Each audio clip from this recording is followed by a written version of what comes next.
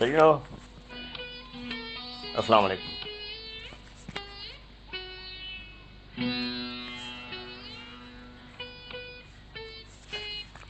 सुर मारी जो बैत पढ़ण जी साथ हासिल कंदुसि। लतीफ़ साईं फरमाइनि था, झुड़ फुड़ जित थियान उत अॾियाऊं पखड़ा,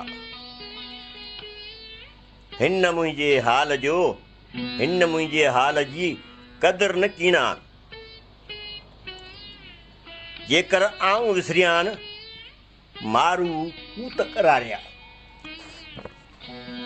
साईं, थर में माण्हुनि जो गुज़रान आहे ई माल ते, ऐं उहो माल तॾहिं ई सुठो थींदो आहे जॾहिं बरसातूं मौज सां वसी पवनि।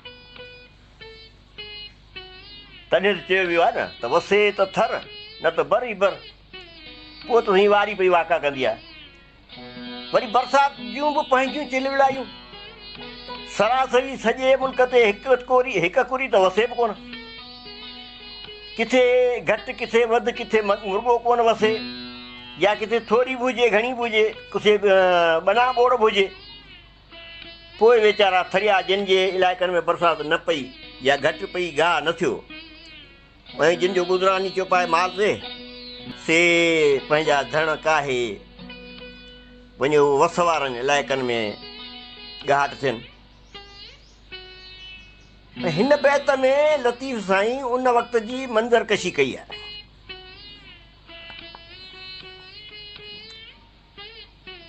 चवनि था त मारी वीचारी मारीअ जा वाता चवाइनि, जेका उमरकोट जे क़ैद में आहे, कोई ओही वाई कोन अथसि, मथां संदसि सार संभाल वेड़ी चन बि कान लधी। लतीफ़ साईं फरमाइनि था मारी मूंखां त मुंहिंजा मारू माल जे चारे ऐं गाह जी मजबूरीअ जे करे संदन उन ॻोठनि मां लॾे वसकार वारनि इलाइक़नि ॾे विया आहिनि, जिते शायदि झुड़पुड़ ऐं मींहुं थी पियो आहे। उते साए गाह जे बि आसिरे में वञो पखड़ा पिया ॾींनि। हुननि खे मुंहिंजे हाल जो को इदराक कोन्हे त आऊं केतिरनि सूरनि में आहियां। साईं, लतीफ़ जे ॾींहंनि में वरी उहे जेके वांढ करे वञी माण्हू रहंदा हुआ, वांढ चइबो ई उनखे आहे जेका आरज़ी तौर ते को अॼो अॼे माल सांघे, त उनखे वांढ चवंदा हुआ। त थर में वरी धनार माल चौपाए जे निहार लाइ बि ॾींहुं रातियूं माल में ई गुज़ारींदा हुआ। ऐं लतीफ़ जे ॾींहंनि में चोर ऐं धाड़ियल ओचितो ओचितो अची राति या ॾींहं में अची हमलावर थींदा हुआ, जिन खे थरी इस्तलाह में ॿाहिरि वटिया चयो वेंदो हो, ऐं उहे कच्छ जे इलाइक़े खां अची हिते हाणा हणंदा हुआ ऐं माल काए लाइ वेंदा हुआ ॾाढाई सां।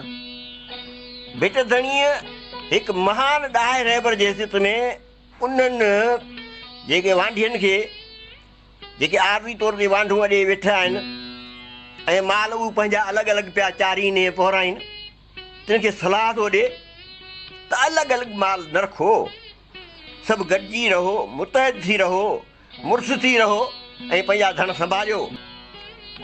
जे थोरा हूंदा त तव्हांखे नुक़सानु थींदो, ऐं या हिकिड़ो अधु हूंदो त उहो बि जेको मुंहुं ॾेई कोन सघंदो। गॾिजी जेकॾहिं पंहिंजो मुठ थी पवंदो त पोइ उहा मुठ सख़्तु आहे ऐं उहा उन्हनि खे ॾुखी लॻंदी, ॿाहिरि वटियनि खे बि धाड़ियलनि खे बि।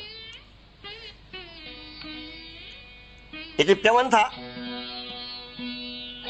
बैत जी सूरत में धण धारण धार रहण, इहे न संघारनि सिट, काहे ईंदा कॾहिं मथे वांझिन वहट, जे हाणू हुजई मिट त बि उॾो न लाहे उनजो ऐं माल वंदो।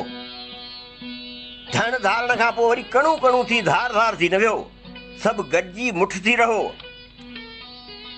संघारनि माल वंदनि जी इहा रीति न आहे त अलॻि अलॻि रहो।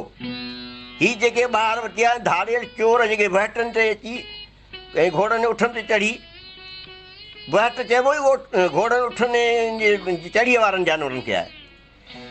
अची पहुचंदा ऐं मुक़ाबले करण जहिड़ा तव्हां अकेला न रहंदा जेकॾहिं अकेला हूंदा त।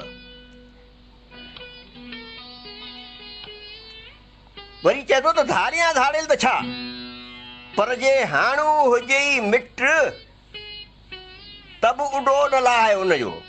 जेकॾहिं को तुंहिंजो मिट माइट बि को धाड़ियल चोर आहे त उन मां बि खुटको न लाहे, मतां का वारदात करे वञे।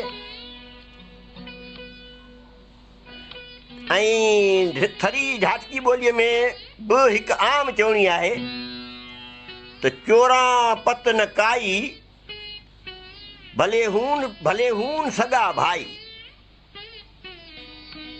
जे लतीफ़ जी ॿोली